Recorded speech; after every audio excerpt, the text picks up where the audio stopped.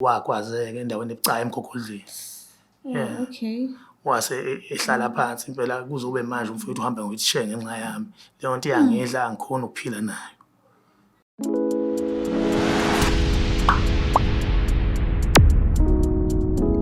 Nginibingelela ngiphinde nginamukele nonke babukeli beBlaqlife TV. Igama lami nginguStufuza Dlangamandla Zulu, umngwenya kwamsavokazi umvuleni intokazi zalimamkhize. Today sihleli nobhuti ozosichazela kabanzi ukuthi ulethwa yini la ekhaya namhlanje kuhlelo lethu silibiza ngokuthi sikhipha izimfihlo. Sawubona. Yebo sisi njani? Ngiyaphila kanjani? Ngiyaphila. Ngikhona nami. Cela usichazele ukuthi ulethwa yini la ekhaya namhlanje. Mina igama lami Isibongo. Sidabwa emakhaya eJozini. Into engilethile namhlanje kunento engidlayo bengizofuna ukuthi ngikhiphe iqiniso ngayo namhlanje. Shuthi ekhaya sikhule sibabili nomfowethu omncane. Umfowethu omncane ubongani. Yes. Shuthi uhamba kwesikhathi sikhuliswa ngabazali umama nobaba. Ngimdala ke mina. Kuhamba isikhathi kwafika la khona na umfowethu ekhula sikhula ndawonye. Yes. Ngase into enginotisile ma ekhula umfowethu ngathi abazali bebengangithandi mina bemthanda yena. Kanjani bekwenzakala kanjani lokho? Yabona nje ukha phezulu nje ngenxa yesikhathi ngikhe ukubili okuthathu nje. Kunezinto nami bese ngihluleka ukuyibekezela uzibone ukuthi umfowethu cha wena umdala bakuthathi nje abanithathi ngokulingana ibhlungu leyo nto leyo ibingiphatha kabi impela ngisakhona sisakhona na umfowethu okunye nje ngibangibala nje okumbalwa khona isikhathi la khona umfowethu ngiqeda umatric mina ngimdala umfowethu ngiqeda iqala matric kwanesikhathi kwafuneka mina ngiyofunda ngazama uku-apply lo NSFAS kwangalowo ngagcina ngakwazanga ukufunda ngadlala amatoho kodwa kwathi umfowethu mayeqeda umatric ezemva kwami yaba khona imali yokuthi eqhutshwa efunde akungiphathanga kahle lokho nasekhaya kuningi nje kuningi ade kwenzeka nasekhaya imoto zasekhaya inikwa yena idriver yena mina ngimdala nginikwa imoto nami ngize ngiyithatha ukuthi ngempela ngingakhona la ekhaya bengihlukumeza kakhulu leyo nto le.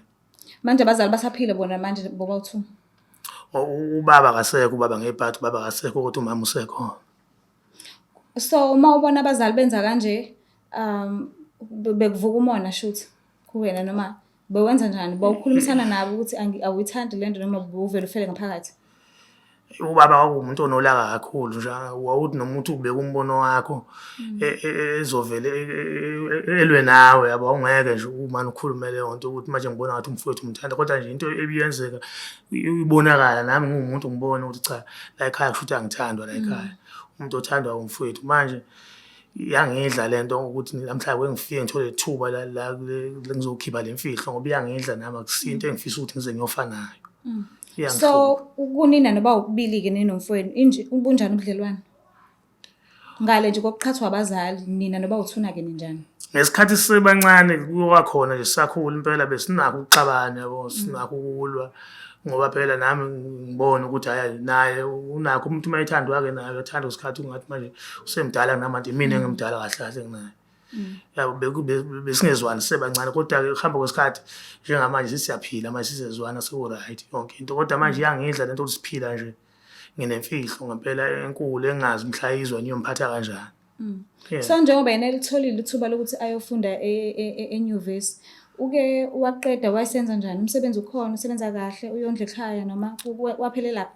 Futhi ke ilapho ke lemfihlo njengoba ngenza nayo ukuthi nakho ukuyofunda kwagcina ngalunganga ngesimanga sokuthi lento ebhlungu engayenzayo ngoba yagcina imphazamisa wagcina kwazanga nokufunda wahlala ekhaya phansi. Asike singenene kuyona ke imbikitho ezele wenzani? Kushuthi emva kokuthi sekuvele ukuthi umfowethu uyofunda wahamba ke kwakuJanuary mangaphosisi noma ngeke ngisawukhumbula kahle unyaka kodwa wahamba ke khona esikoleni wabhalisa wafunda ke ngahlala ke ekhaya ke mina ke emakhaya kusemakhaya ke ekhaya angisele ke mina ngiluse inkomo ekhaya ngumfana wenkomo umfowethu wayefunda ongowe wathi mase kuvalwa igole ebuya ngoba yayilokhu ingidla lento ukuthi mina ngisale kanjani mina umfowethu sowufundiswa ngenza into ebhlungu engayiqhenyi ngayo namanje ngavuka umhobholo mangibona ibuyile yabo kwajatshulwa ekhaya abazali bajabule ezifu manje mina angikwazi ukuthi abazali bami benze bejabule kwajatshulwa ebuyile ngase ngenza into ebuhlungu ngacela abantu ukuthi bengilokhuzelena ngangifuni khona bemlimaza ngangifuna nje bemthuse kulayeke nabazali njengoba manje wayeseyintandokazi kubazali ngase ngimtholela abantu ukuthi bemthusa ngithe nje bemthuse bembambe inkunzi ngoba wayebuyile nje ngomkhumula namateki angazi kwenzakalani kodwa wakwazeke endaweni ebucayi emgogolweni Okay. wase ehlala phansi impela kuzobe manje umfowethu uhamba ngokuthishe ngenxa yami leyo nto iyangidla angikhona ukuphila nayo Senesikhathi singana niyenzeka lento?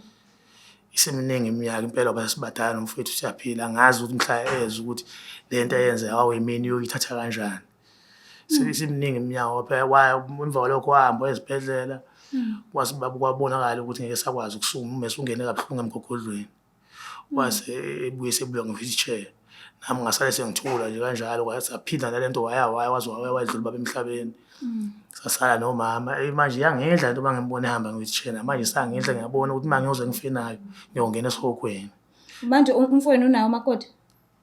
walimala esemncane umfowethu akanawo umakoti Okusho ukuthi yonke into adinga ukuyenza njengoba ehleli phansi usizwa wena futhi. usizwa umama ukhona impela umama uyalekelela yawo Manje umfowenu uma ucabanga umeyizwa lento uzophatheka kanjani?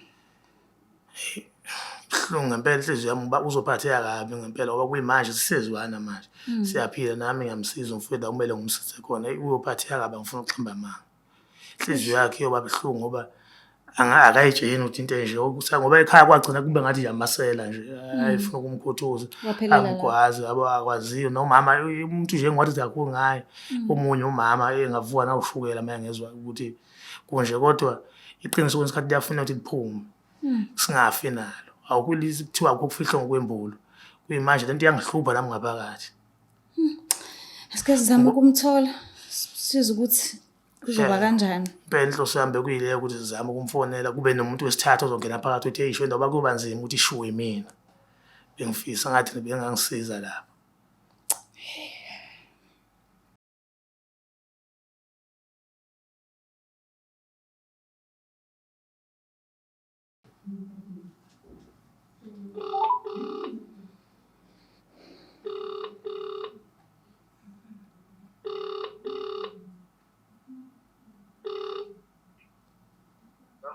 Kunjani bhuti? Siyaphila. Ukhuluma noStufuza Dlangamandla from iBlaqlife TV.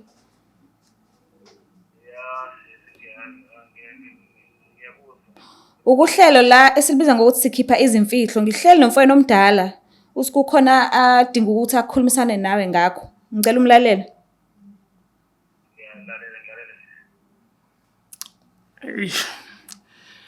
Yebo mfowethu. Imini umfowenu omdala mfowethu.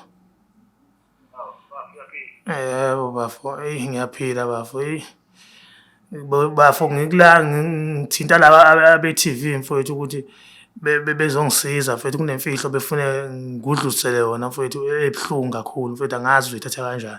Kukho konke nje mfowethu ngingakayikhulumi le mfihlo bengicela mfowethu ukuthi ungixolele mfowethu ngiyazi ukuthi mhlawumbe ngeke uyizwe kahle into engisho kodwa ngiyacela mfowethu ukuthi ungixolele mfowethu kulokho okwenzeka.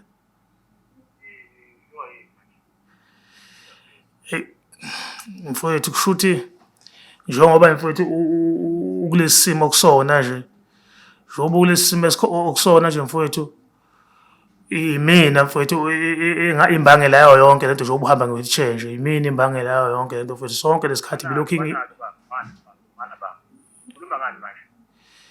ngicela ungilalele mfowethu ngudlulise lokhu mfowethu ngiyazi ukuthi mhlambe naku kuzokwethusa kodwa mfowethu njengoba sengicela ngicela ubongixolela mfowethu lento eyenzeka shuthi wena mfowethu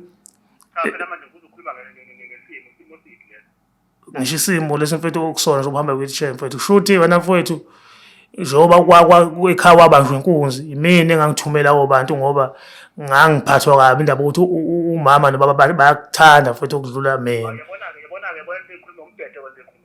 mfowethu ngiyaxolisa kakhulu bhuti ngiyaxolisa mfowethu ngiyacela mfowethu enhlizweni yakho ukuthola ngiyacela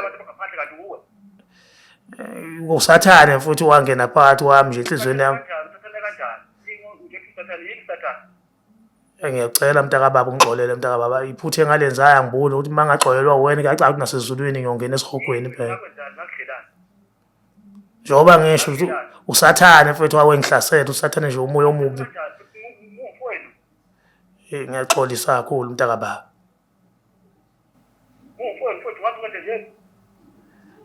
Usathane mfowethu wangena phakathi kwethu ngixolele mntakababa ngazi ukuthi noma mama yayizwa le ndaba iyomphatha kanjani.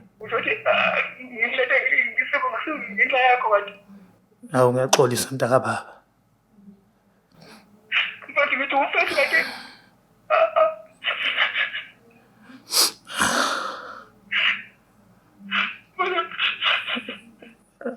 Xolo mntakababa. Bhuti, ngiyacela bandla wehlisa umoya uzame ukulalelisisa umfwenu because uze la ezocela usizo ukuthi akutshele ngoba akabonanga kulula kuyena ukuthi angakutshela ubuso nobuso njengoba nihlala ndawonye. Uyacela uxolo siyazi ukuthi akulula kakhulu but uyacela nje uxolo mayibuyela lapha ekhaya nikwazi ukuthi nihlalisane phansi nikhulumisane.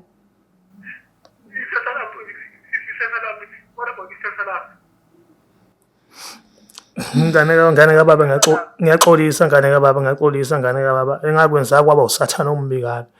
Angazi kube nginganginayo indlela yokuyilungisa yonke leminyaka mfowethu ngiphila kabuhlungu ngiyacabanga lento ngithi mfowethu kunjenje yimina ngiyafisa mfowethu uhlale phansi zami ukuyikhuluma lento mfowethu iyangidla nami ngize ngithatha lezi sinqumo ngoba iyangidla selokhu yangidlayo.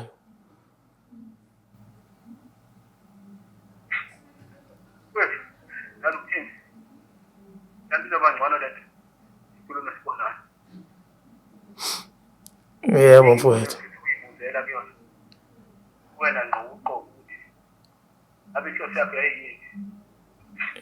Yebo mfowethu. Kulungile baba siyabonga kakhulu ukuthi uthathe i-call yethu.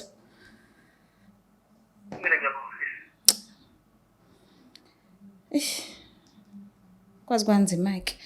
And uyeza ukuthi ubhuti wakho akachazekanga nhlobo ngesenzo sakho. So manje usuzizwa kanjani ke usukwazi ukukhipha lokho kade ukufihlile isikhathi eside kanga eminyaka?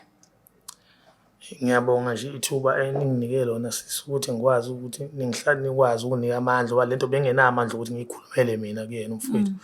Kodwa ngosizo lwenu nikwazile ukungisiza. Kodwa angazi ngoba uyamuzwa usakhala mangikhuluma naye ukuthi Akekho right. umuntu into engiphatha kabuhlungu angazi umama uyoyithini le ndaba uyizwa kanjani yena.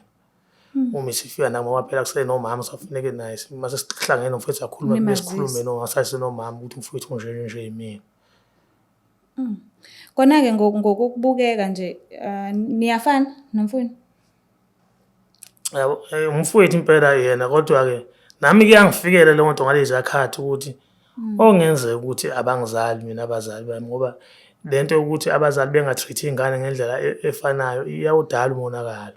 Omkhulu. Iyawudala umonakalo angisho ukuthi nami ngilungisa into usathane ngawenzayo ngiyawulungisa ngithi right kodwa esikhathini into esuke yenziwa ngabazali nanikhula iyawudala umonakalo ngoba nami ngaze ngangena athi sisho sathane nje ngoba abazali bengazithandi ngaze ngayibuza nami ukuthi umfowethu kahlahla ngempela ukuthi sigazi linye ngempela naye waye nezimva kwami ethandwe kangako ukudlula mina.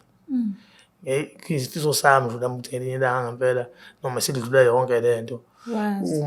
Kube ngazi noma umama esichazele kube khona esikwenzayo usibona ngempela ukuthi kahle kahle ngwakhona nilapha ekhaya. Ngoba kwangihlukumeza kakhulu angifuna uqamba amanga sesilokho kwazi kwangifaka lo sathana. Uma uthi ngelinye ilanga uyafisa ukwazi lolu hlelo lolu singanisiza ngokuthi nenze i-DNA test but mawusu ready njengoba uchaza ukuthi ngelinye ilanga so wamukelekile ukuthi usangabuya usifone noma kuthiwa sekudlule isikhathi esingakanani sikwazi ukukusiza ngalokho. Ngajabula kakhulu sisi. So wena unaba abantwana? Mina nginabo abantwana mina. Isiphi isifundo osifundile na ukhule ekhaya ukuthi wena ngeke uzukwenze lokho kubantwana bakho because wakhula ngakho and awukuthandi? Impela kunjalo njengoba nginabatwana nginabo abafana ababili mina nentombazane ngaphezulu. Abafana bami ngendlela engibakhulisa ngayo ngibakhulisa ngendlela yokuthi ngoba ngiyawazi umonakalo owenziwa yileyo nto le. Angifisi ukuthi kube khona ofila sengathi akathandwa ukudlula omunye.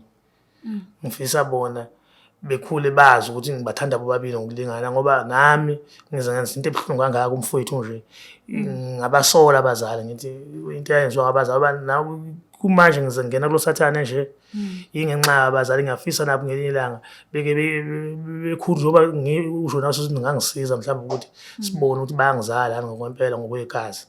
Ngiyafisa ngempela nawo bephume bevele ubala nabo ukuthi kuze kube njena nje kwakwenziwa yini ukuthi bengithatha indlela bangithi ngenza into ebuhlungu kangaka umntaka baba engelama. Sibonga kakhulu ukuthi usivakashele kuhlelo lethu. I hope usizakele. Ngiyabonga kakhulu ngisizakele okokuqala step sokuqala sokuthi ngikwazi ukukhipha lemfihlo ngoba ibingisinda ibilokhu ihlele emahlombe kimsonke lesi sikhathi. Kanti ke singakubukhela futhi nane counseling if ukuthi uyazizwa ukuthi uyacindezeleka kakhulu. Just nje ukuthi uhlaziyeke emqondweni nasenhlizweni. Impela ngiyajabula sesengikho kahle. Nizweleke nani babukele lapha emakhaya ukuthi kubi ku-bad. Asikuthandi lokhu singabantwana ukuthi abazali bengasilinganisi bengasiphi uthando olulinganayo kuthina sonke because nizale nina nonke. So if kuukuthi siba u5 fanele silinganisise sonke soba u5. If usiba u10 fanele silinganisise sonke soba u10.